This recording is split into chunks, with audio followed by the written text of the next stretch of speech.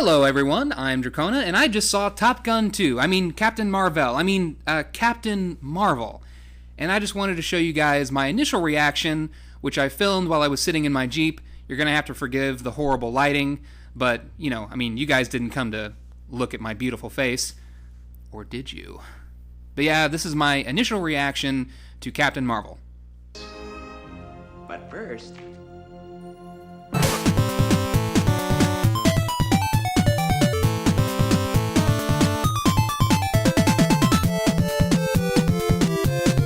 So the first big project that I did was called but it was actually which was pretty cool because I'm a big Marvel fan, even though isn't really the one movie that I would love to be on. I'd probably love to be on a movie, but it was still really cool. It was a great experience, and I'm so excited to see myself in that movie when it comes out.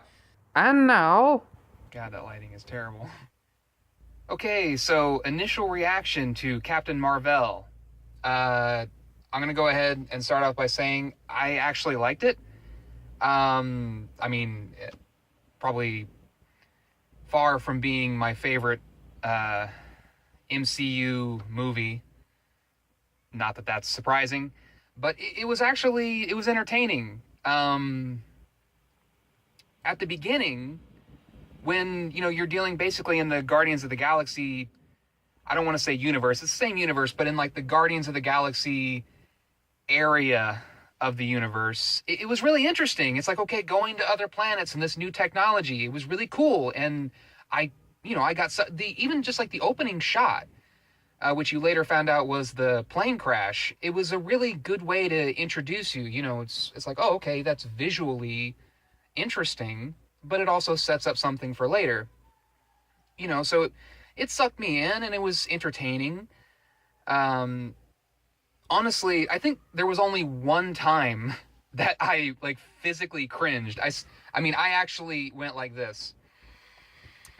And that was the "you should smile more" line.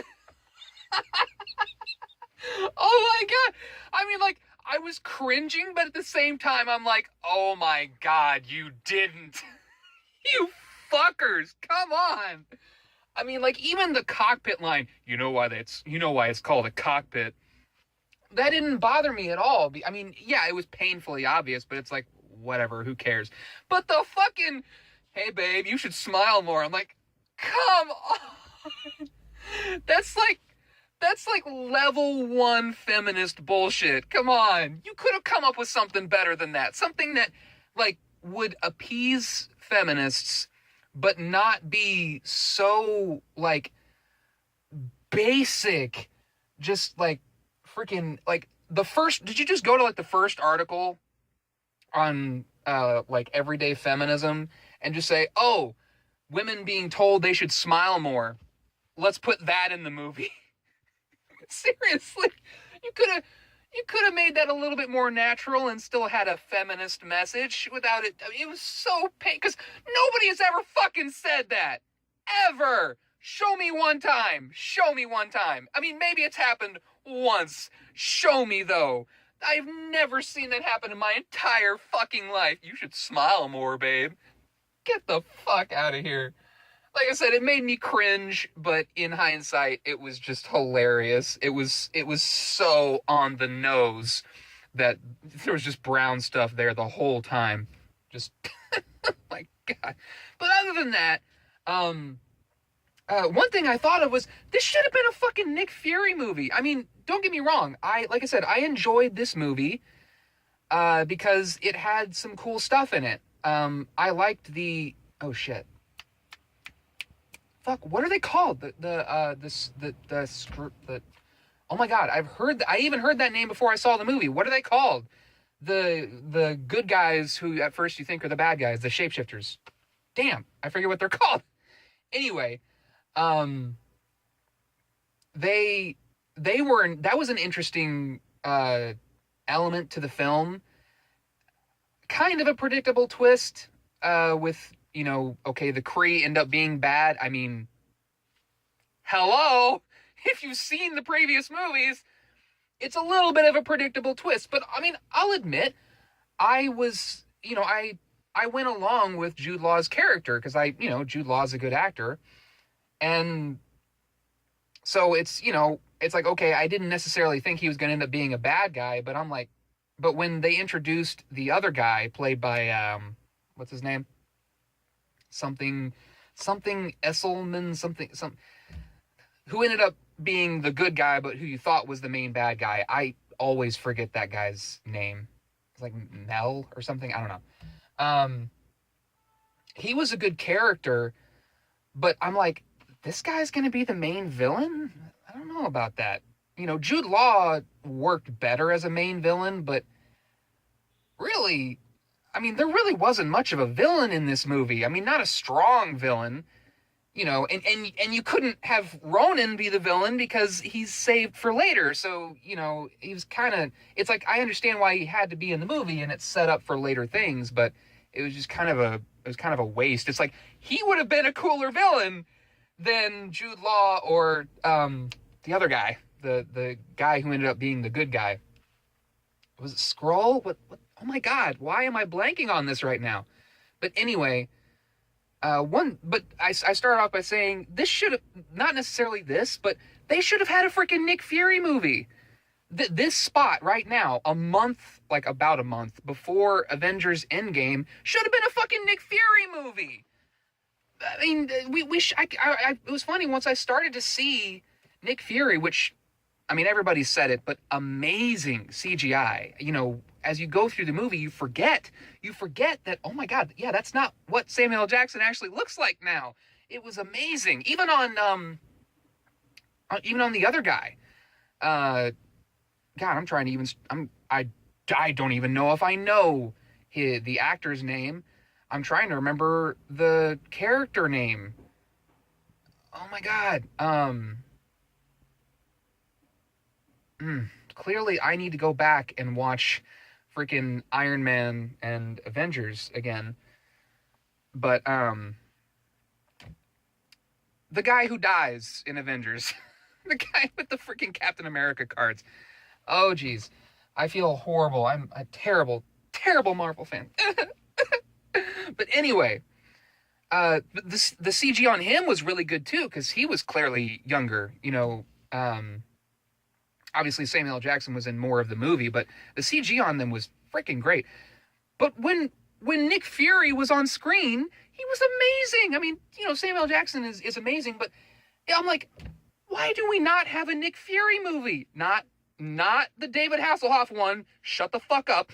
Shut the fuck up right now. A new Nick Fury movie. But seriously, it's like, oh my God, there should have been, this spot should have been taken up by, I know Captain Marvel has to be in the Avengers, but this spot should have been taken up, or at some point, there should have been a Nick Fury movie. I would have loved that. That would have been amazing. And you could have shown him getting older and older over time until eventually he's just as old as he is now. Basically at the end of Infinity War. That would have been fucking amazing. I would love to see a Nick Fury movie. But as is, it was, like I said, Captain Marvel was entertaining. I wouldn't say that it was too heavy on the feminist messages. A lot of people walked away with that impression. Obviously, that was a significant part of the intent. Hello, International Women's Day. So that was definitely part of the intent. But other than you know why it's called a cockpit, don't you? And the freaking, hey babe, you should smile more. Other than that, there really wasn't anything in it that was feminist. There were a few maybe small things. There was the focus on the daughter character, kind of the implication, it's like, you're going to be strong, or when her friend freaking Rambo said that she was the most powerful person she knew. It's like, I get that she's Captain Marvel and that's relevant for her as Captain Marvel, but for a friend who previously knew somebody as a human to refer to them as the most powerful, it's like, what does that even mean? Like, can you imagine as a regular person saying to another person, you're the most powerful person I know? Because in a human sense, that's usually reserved for, like, having a position of power. You don't usually say that to a person in terms of, like you're powerful. It's like, what does that even mean from one human to another? Clearly it was because she's Captain Marvel, but the writers, which were like fucking 5 of them, didn't think through how kind of clunky that line would be. But yeah, other than that, there really wasn't anything, like I said, just a couple ham-fisted lines, but other than that, it wasn't too bad. Even like the scene towards the end where it shows the clips of her standing up all the times. They preface that by her saying, like, you're still only human. Without this power, you're only human. And she says, yes. So I don't really take that as like women power. I take that as like human power, because they don't reference the fact that she's a woman, because it wouldn't make sense in that context. They reference the fact that she's human, and that's what matters. And it's like, okay, so I didn't take that as like women power. I took that as like, yeah, I am human. I am flawed, but that's what makes me strong. That's kind of how I interpreted that. But yeah, like I said, it was an entertaining movie. I, having no understanding, no previous knowledge of the comics, there were certain things obviously I didn't expect. Like when people were saying, oh man, Goose stole the show. I'm like, the cat? What is, like, I knew because, so I guess that was kind of spoiled for me before. I knew that the cat was some kind of alien. I didn't expect it was a tentacle monster from The Force Awakens. But okay. That's cool. I mean, it was an interesting twist. It's like, okay, whatever. The cat, when it was actually a cat, was cute. And again, seeing fucking Samuel L. Jackson with the cat, it was so great. Like I said, Nick Fury, Samuel L. Jackson, like, stole the show for me. He was so great. That was one thing I wanted to point out. Something that I noticed very early on was that even though they tried multiple times to pass the Bechdel test, is it Bechdel or Bechdel? Whatever. I've heard Bechdel, but even though they tried multiple times to pass, and I think they did, because there were multiple scenes where the only people were on screen were women, and they weren't talking about men. So as far as I know, that passes. Not that I give a shit, but I'm just saying, obviously they were trying to do that. But the funny thing was that, whenever they tried to do that, it was less interesting than when there was a male character on the screen. It's so freaking ironic. The only time that it actually worked for me was when she was talking to her old friend. Was it Maria Rambeau? I remember that name because it sounds cool. Because the actress, she was actually really good. I mean, like, when she starts getting emotional, it's like, wow, she's good. She's a good actor, But any other time, like when she was alone with the AI that was Dr. And I can't even remember the actress's name. But when she was alone with her, it was just kind of but really, I mean, it's like Brie Larson was better when she was with another character. At the very least, another character, if not a male character. She was better when she was with Nick Fury. She was better when she was with Jude Law, which I forget his name, the character name. But she was better when she was with those characters. She was better when she was with her friend. She was better when she was with the daughter. I mean, Brie Larson is not a terrible actor, but she wasn't very good. I would say just kind of just not believable. Like, every time she delivered a line, especially one that was supposed to be kind of like quippy or funny, it felt It felt like she was delivering a line. That's what everyone is doing in a movie, but you're not supposed to feel like, at no point did I feel like Samuel L. Jackson was just delivering a line. At no point did that cross my mind. I felt like I was looking at a young Nick Fury doing his thing, and it was amazing. But with Brie Larson, it's like, man, you know, this really doesn't work. She's not bad. I mean, because like I thought she was good in Kong Skull Island, but really I didn't. It's like you don't say that movie's good because, oh my God, the acting was amazing. Even though, you know, Samuel L. Jackson, that's an interesting connection. I didn't even think about that. You know, Samuel L. Jackson was obviously good in that movie, and freaking John C. Reilly. You know, I'm not even a big fan of John C. Reilly. I've heard that he's secretly a good actor. He's just been in a few shit movies. He seems like he really is. Like freaking like Tim and Eric sketches and stuff like that. You know, he seems like he's a really good actor. But he was good in that. She was just kind of there.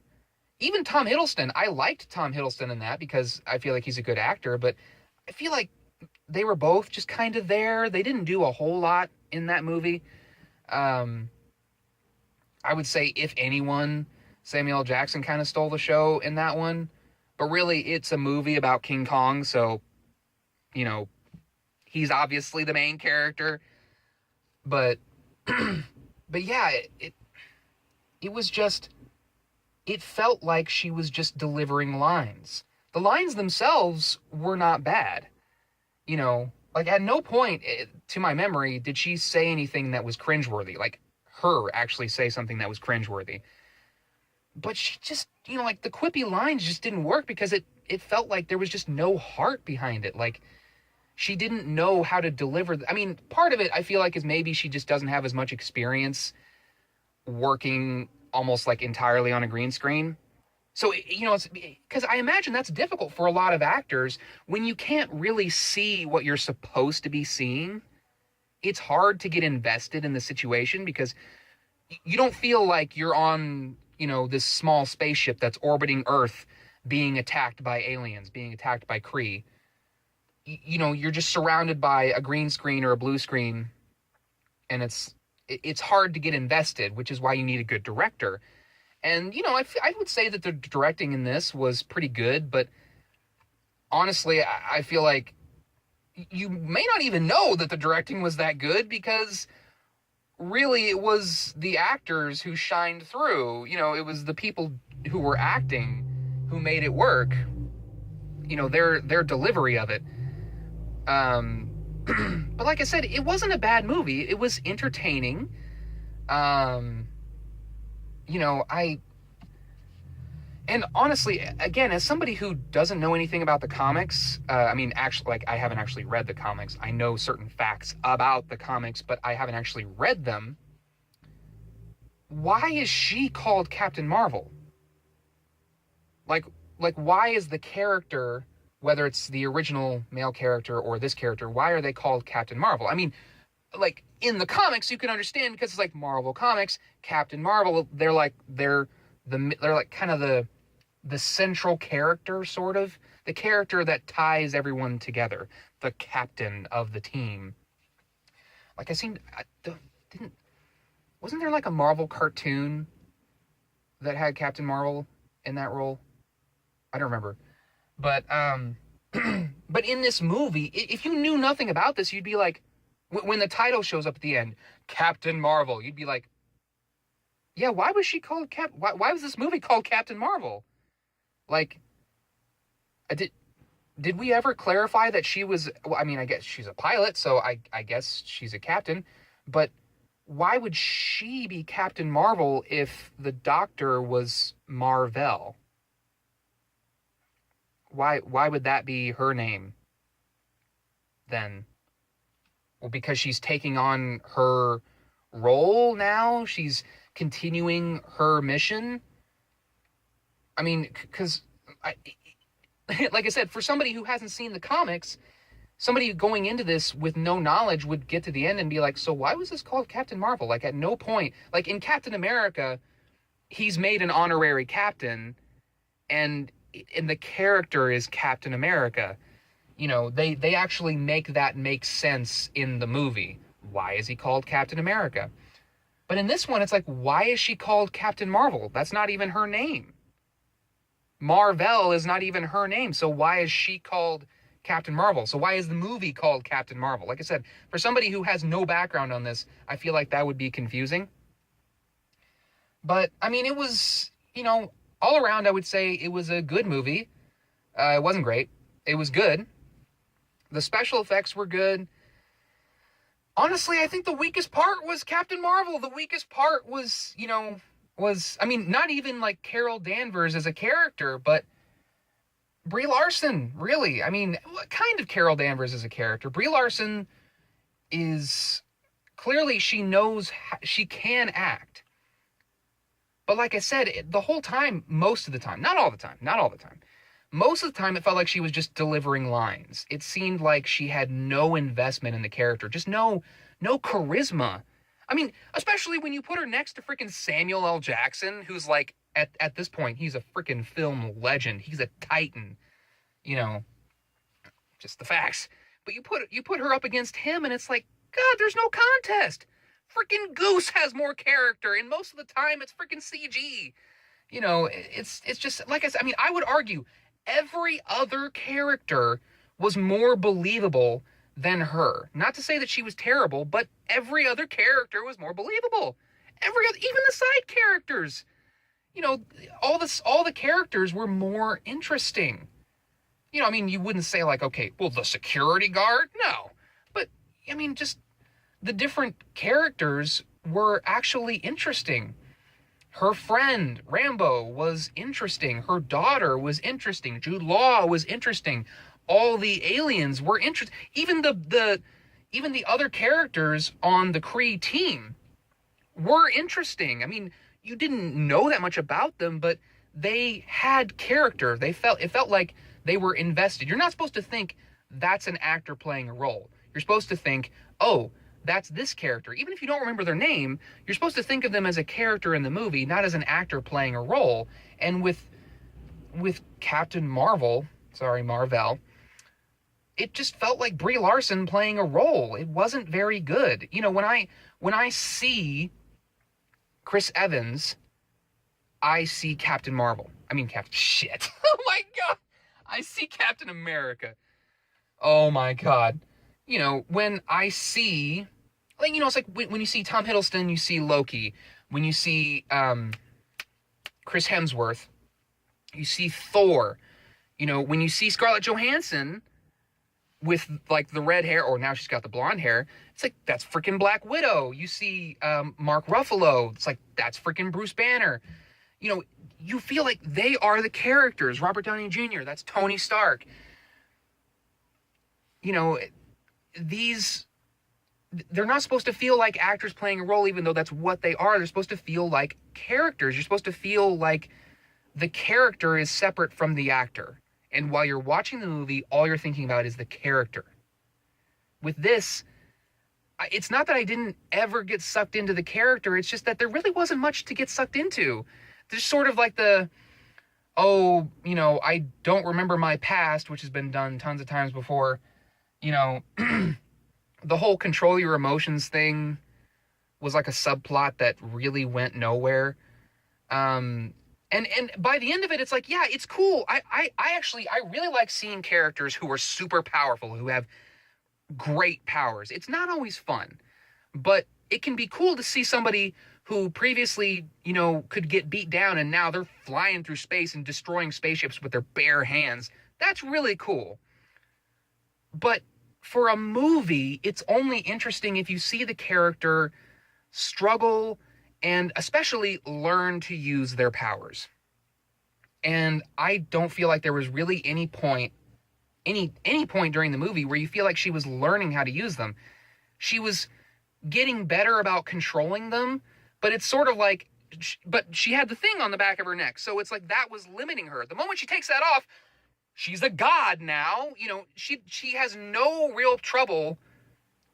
She doesn't like fall over trying to use her powers. Now she's just a god now. She's just super powerful. She knows exactly how to use her powers to the fullest extent. You know, probably the closest you could get was when she's falling and then she realizes that she could fly. She doesn't just do it automatically. But even then, it feels like, oh yeah, I can fly now. It doesn't feel like a struggle. She wasn't panicking or anything like that. Oh my God, I'm falling. And then she realizes she can fly. It just, I don't know. It's kind of boring to have a character who's so powerful that nothing can stop them. And they don't have to learn how to control their powers. Say what you will about Man of Steel. All the criticisms are valid. Absolutely. But say what you will about Man of Steel, at least he had to learn how to control his powers. Even from when he was a little kid, he had to learn. He lived with them. He grew up with them. He had to learn how to control himself, how to control his senses.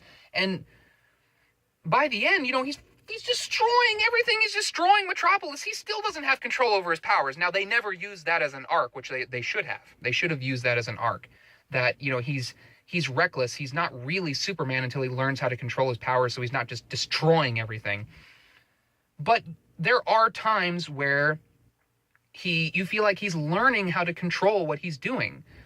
Like when he starts off trying to fly, it's like, that's a cool scene. That's a really cool scene. He's learning about his powers. With this character, there's so much else going on that you don't devote any time to that. And you're not even interested in that. You're more interested in Nick Fury, or like I said, any of the other characters. And they focus on her backstory, which is cool. But then all of a sudden it's like, oh, take off the chip, take off the mind control chip. And now I have superpowers. Now I have complete control over my power. No training wheels necessary. I don't need time to learn how to do this. I just know how to do it now. Even though I've never once in my life spent time with these powers before now. She got them when she was knocked out, and then from that moment on, they were controlled. So this is the first time that she's had full control over her powers, and she just knows how to use them perfectly without any real problem. She just knows how to do it now. She's just, like I said, she's just a god now. So, like I said, I didn't hate it. I mean, I actually liked it. There were so many things in it that I thought were entertaining.